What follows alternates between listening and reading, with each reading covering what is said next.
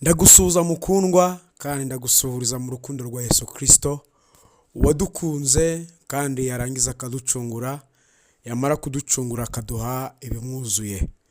Nawe rekugwize imbaraga muri ibi bihe kandi ugwize ubwenge bw'Imana, kubera yuko Bibiliya itubwira ko mu bihe bya nyuma ubwenge buzagwira. Hari ibimenyetso bigaragaza ibihe bya nyuma ubwenge ko buzagwira. Turavuga ku ibaruwa y'Abagalatiya Paulo yandikira Abagalatiya. Ijambo rye rya mbere yahereho yaravugaga ngo intumwa itari y'abantu kandi itatumwe n'umuntu, ahubwo yatumwe na Yesu Kristo n'Imana Data wa twese yamuzuye. Imana ishimwe. Paulo ari haravuga akavuga ngo intumwa y'Imana itari y'abantu. Paulo yari yarahamagawe n'Imana. Paulo yari yaraturanyijwe n'Imana. Paulo yari yahawe umurimo awuhawe n'Imana. Paulo ntitubona background yiwe cyangwa se ubuzima bwe bw'ibanze ari umukristo wenda w'intege nke. Ntitumubona ari umunyedini mu bundi buryo kereka idini iwabo gusa. Yarenganyaga ibyo abavuga Kristo. Ariko kandi yarasobanukiwe ikintu cyitwa kuba intumwa y'Imana itari y'abantu. Muri kuno kwezi kwa 12 turiho gusoza umwaka. Ndagusabira ngo muri iki gihe nawe ube intumwa y'Imana itari y'abantu. Ushobora kuba uri gushaka uburyo wakinjira mu mwaka wa 2025, iyo umwaka urimo kurangira nutasengaga arasenga, nutizihizaga ibirori bisanzwe hagati mu mwaka, yizihiza ko umwaka urangiye ari muzima. Ariko reka iki nacyo ukigire nk'umwambaro wambara muri iki gihe b'intumwa y'Imana. B'intumwa y'Imana mu gihe gikwiriye n'igihe kidakwiriye. Paulo yandikiye umwana we mu mwuka cyangwa se uwo yabyaje ubutumwa bwiza, Timoteyo. Aramubwira muri Timoteyo wa 2 ibice 4 ku murongo wa 4, aravuga ngo ubwirize ijambo ry'Imana, ugire umwete mu gihe gikwiriye no mu gihe kidakwiriye. Uhane, uteshe, uhugure, ufite kwihangana kose no kwigisha. None mwene data, ni ryari igihe kigera umuntu akaba ibyo agomba gukora muri icyo gihe yabireka cyangwa se yabisimbuza ibindi bintu bindi abona cyangwa se yumva? Ni igihe ari intumwa y'abantu. Hari uburyo butatu bwo kuba intumwa. Hari abantu b'intumwa batumwe n'abandi bantu bababanjirije cyangwa se bafite ibintu bahawe n'abantu bigiyeho. Hari no kuba intumwa kuko wagize ishyaka ukaba intumwa wowe kubwawe cyangwa se kubw'Imana, ariko byakomotse muri we kubw'ishyaka ufite. Paul yagize kuvuga ku ishyaka mu abwire Abayuda mu Baroma ibice 2, ariko uvuga ngo ndahamye ko bafite ishyaka ngo ariko ntago ryakomokaga mu bwenge, ariko bari bafite ishyaka. Hari igihe umuntu agira ishyaka nabwo akaba intumwa. Ariko hari intumwa ya gatatu ari nayo nifuza kuba muri iki gihe, intumwa y'Imana, intumwa itari y'abantu. Kubera iki? Igihe cyose ufite misiyo, ariko iyo misiyo ufite atari yawe, atari nawe iza kurangirana nawe, uhora utewe ubwoba, uhinda imishyitsi nuko iyo misiyo wahawe yakunanira. Bikaba byagukurura mu gushaka imbaraga nyinshi, bikaba byagukurura kugira ibintu ureka cyangwa se abantu ureka, kugira ngo ya misiyo y'Imana ufite mu buzima bwawe ye guhindurwa n'ibihe uri gucamo. Nakunze iri jambo rero uyu mugabo w'Imana Paulo yabwiye umwana we mu mwaka Timoteyo. Yamubwiye ngo ubwirize abantu ijambo ry'Imana, ugire umwete mu gihe gikwiriye no mu gihe kidakwiriye. Kankubaze, ese igihe gikwiriye ni iki? Igihe gikwiriye ni igihe ibintu byoroshye kubikora.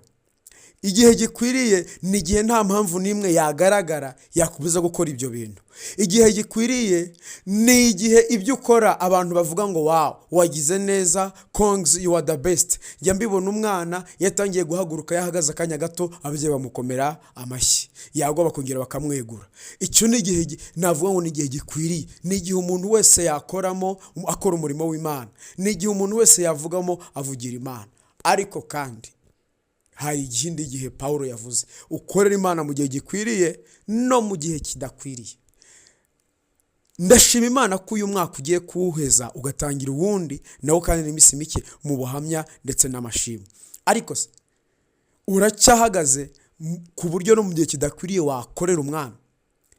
Hari igihe tugera mu gihe kidakwiriye tukibagirwa ibintu Imana yavuganye natwe, tukibagirwa umugambi w'Imana ku buzima, cyangwa se tukicira inzira zacu kuko ubwenge bwacu bwatweretse ko tubigenje uko ariko byagenda neza. Ariko iyo dukoze uko twumva ibintu, tubikora uko Imana ibiyobora cyangwa se ibitegeka, niho usanga umuntu ubuzima bwe bwose bwahakurikiyeho butaragenze neza. Niho usanga umuntu mu gutangira yatangiye neza akarangiza nabi. Kandi igikomera cyane si uburyo umuntu atangira, igikomera n'uburyo umuntu arangiza. Haleluya. Rero nakunze iri jambo Paulo yavuze, intumwa y'Imana itari y'abantu. Yabanje kwitandukanya n'umuntu wese mwumva nkaho umurimo akora awukora nk'uw'abantu. Abanza gusobanura uburyo Imana yamutumye. Yesu ashimwe. Ushobora kuvuga uti aha ibyo wenda ni iby'abariya, ariko nawe uri intumwa y'Imana. Hari abantu watumweho, hari abantu wabera umugisha, hari abantu wabera ibyishimo, hari abantu babona ubuhamya kubera wowe. Mu gihe kidakwiriye uragomba gukorera Imana. Mu gihe kidakwiriye ya mirimo myiza wakoraga we gucogora kuyikora. Mu gihe kidakwiriye rya shyaka wagiraga ryo kureba abarwayi we kurivaho. Mu gihe kidakwiriye bya mafaranga watanga gushyigikira umurimo cyangwa se n'abandi bantu ureke kureka kugumya kuyatanga. Mu gihe kidakwiriye we kwivuguruza ngo ibyiza wubatse ubisenye mu kanya gatoya. Ndakubwira mwene data, ushaka uri mu gihugu cyacu cyangwa se uri hanze yacyo, gira imbaraga zo kurwanira ishyaka ubwami bw'Imana, kandi urigire rikomotse mu guhishurirwa no mu bwenge bw'Imana. Bintumwa y'Imana itari y'abantu, kubera yuko ibihe bikomeye cyangwa se kidakwiriye kigaragaza ko umuntu ibyo yakoraga yabikoraga mu by'ukuri kugira ngo abe ari okipe n'ibyo, ariko intwarane zigaragara mu gihe kidakwiriye. Ndahanura ku buzima bwawe ngo muri iki gihe gisa n'ikidakwiriye reka ube tura Imana yishimira gukoresha. Muri iki gihe gisa naho kigoramye, twavuze ngo ibihe bya nyuma bizabirushya cyane, ngo kuko abantu bazabikunda cyane kandi ngari ndashima ngo bazagira n'ishusho yo kwera, ariko izo mbuto bazihakane. Mu gihe kidakwiriye era imbuto mu izina ry'Umwami Yesu Kristo. Mu gihe kidakwiriye bera umugisha abantu bakuzi n'abatakuzi.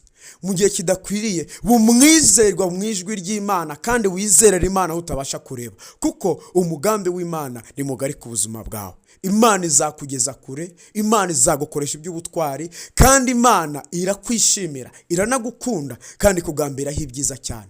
Yoboka umugambi wayo, kuko bijya bivamo gutsindwa kwacu no kuri generasi izadukurikira iyo twakoze umurimo nabi.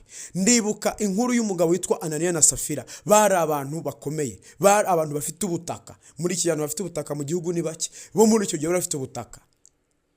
Umwuka wera aramanuka araza avugana n'abantu uti mukora ibintu gutya. Ryari itegeko ritanditse muri Bibiliya, ariko Imana yanditse mu mitima yabo bombi. Hari ibintu muri Bibiliya uzasoma ukumva Bibiliya kudefanda, ahubwo hari ibintu nzasoma numva ibyanditswe bitumye numva ko ibyo ndimo ari ukuri.